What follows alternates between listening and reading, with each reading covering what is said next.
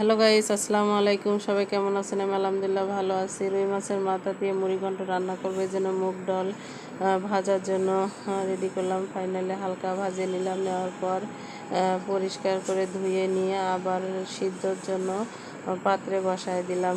কোনো কিছু না দিয়ে শুধু সিদ্ধ করে নিলাম। সিদ্ধ হয়ে গেছে, পর সাইডে রেখে দেবো। এক সাইডে নেওয়ার পর কড়াইটা পরিষ্কার করে নিয়ে তারপর তেল দিব।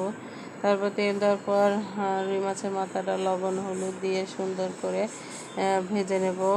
এপাশ ওপাশ সুন্দর করে লাল লাল করে একটু ভেজে নিয়ে সাইডে উঠায় রাখবো।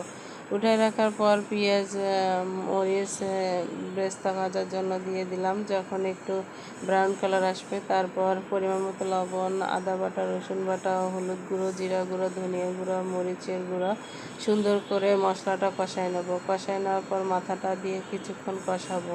কষানো যখন হয়ে আসবে তারপরে সাইডে যে মুগ ডালটা রাখছিলাম ওটা দিয়ে কিছুক্ষণ কষাবো।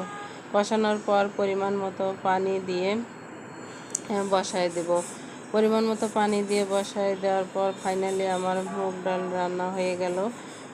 যদি ভালো লাগে লাইক কমেন্ট শেয়ার করবেন, আমার জন্য দোয়া করবেন। আল্লাহ হাফেজ, আসসালামু আলাইকুম।